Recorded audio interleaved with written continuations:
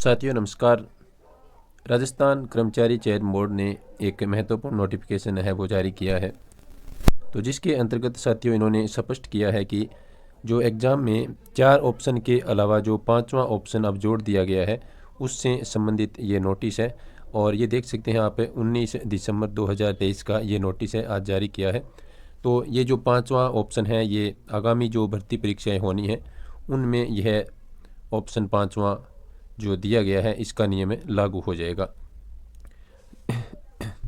तो देखिए साथियों, बोर्ड द्वारा भविष्य में आयोजित की जाने वाली सभी वस्तुनिष्ठ परीक्षाओं में किसी प्रश्न का उत्तर नहीं दिए जाने के संबंध में अभ्यर्थी से पुष्टि करवाए जाने हेतु ओमार उत्तर पत्रांक में 5वां विकल्प दिए जाने हेतु 5/10/2023 को प्रेस नोट जारी किया जा चुका है। बोर्ड द्वारा विभिन्न पदों की भर्ती के लिए वर्ष 2023 में जारी निम्नलिखित विज्ञापनों के क्रम में आदि दिनांक तक परीक्षा का आयोजन नहीं किया गया है। यानी जो ये इन्होंने जारी किया था उसके बाद से कोई भी बोर्ड की है वो परीक्षा आयोजित नहीं हुई है। तो अब जो आगामी भर्ती परीक्षाएं जो 2024 में होने वाली हैं जिनके लिए बोर्ड है वो कैलेंडर जारी कर चुका है, तो इनमें ये 5वें विकल्प की जो नियम है ये लागू रहेगा।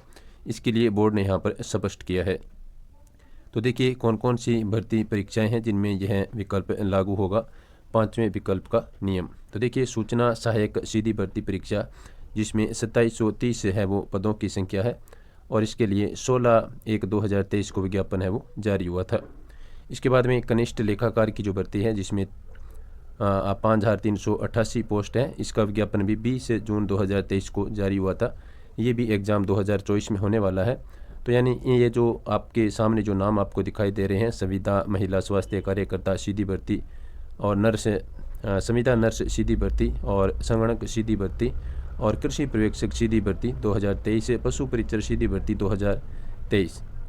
तो ये जो सभी परीक्षाएं हैं वो आगामी समय में आयोजित होने वाली है। तो इसमें बोर्ड है वो 5वें ऑप्शन का विकल्प देगा जिसमें आपको उसको भरना अनिवार्य है। यदि आप उसको खाली छोड़ते हैं और 15% से 10% से अधिक यदि आप खाली छोड़ते हैं तो आपको अयोग्य घोषित किया जाएगा। तो देखिए इसके लिए क्या नियम है वो बोर्ड ने बनाए हैं।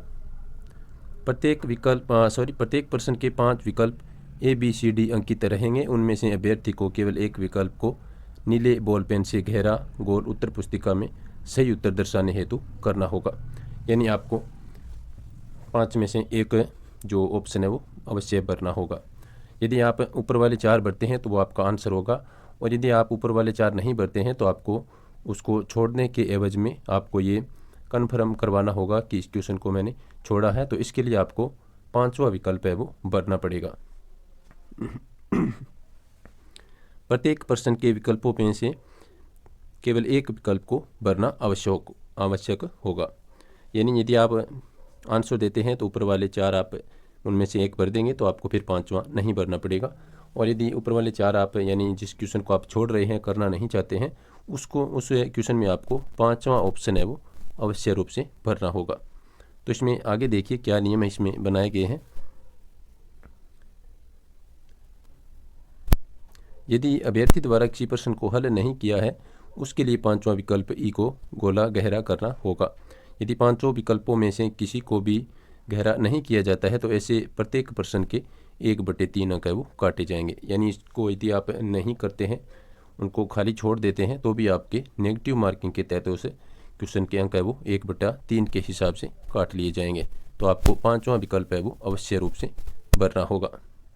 इसके बाद में नेक्स्ट देखिए, इन्होंने आगे स्पष्ट किया है कि आपको कम से कम कितने जो 5वें विकल्प के हैं वो आप करेंगे। तो देखिए प्रश्न पत्र हल करने के बाद अभ्यर्थी को यह सुनिश्चित करना होगा कि उसने प्रत्येक प्रश्न का एक गोला गहरा भर दिया है। इस हेतु निर्धारित समय के बाद अभ्यर्थी को 10 मिनट अतिरिक्त समय है वो दिया जाएगा। यानी 5वां विकल्प भरने के लिए पेपर में 10 मिनट का है वो अतिरिक्त समय दिया जाएगा। इतना ही समय RPSC ने भी दिया है। इसके बाद में देखिए जिस अभ्यर्थी द्वारा 10% से अधिक प्रश्नों को किन्हीं 5 गोलों से गहरा नहीं भरने पर उसे अयोग्य घोषित किया जाएगा। यानी आप यदि 10% से ज़्यादा यदि आप छोड़ देते हैं 5वां ऑप्शन भरने को तो फिर आपको अयोग्य घोषित किया जाएगा।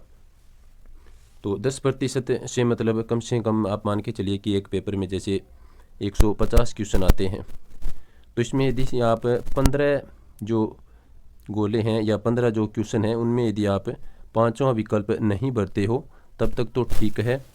लेकिन यदि आप 16 छोड़ देते हो, यानी 150 का जो 10% है वो 15 होता है, और यदि आप 16 विकल्प में पाँचवां ऑप्शन नहीं भरते हो तो फिर आपको अयोग्य घोषित किया जाएगा। चाहे आप कितना ही अच्छा आपका एग्ज़ाम गया हो, लेकिन आप 15 से अधिक है वो नहीं छोड़ पाएंगे।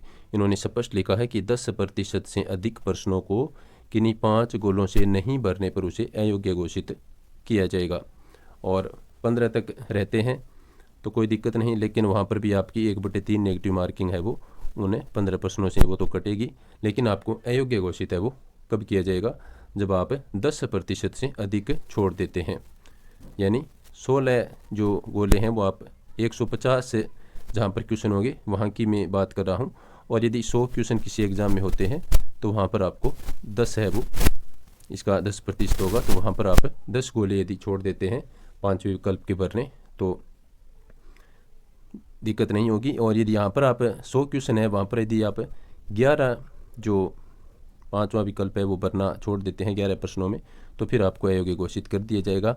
और 150 जो जहाँ पर क्वेश्चन आते हैं वहाँ पर यदि आप 100 जो 5वां विकल्प 16 जो क्वेश्चन है उनमें 5वां विकल्प नहीं भरते हैं तो फिर आपको अयोग्य घोषित किया जाएगा। था उम्मीद है वीडियो आपको पसंद आया होगा। वीडियो देखने के लिए सभी साथियों का धन्यवाद।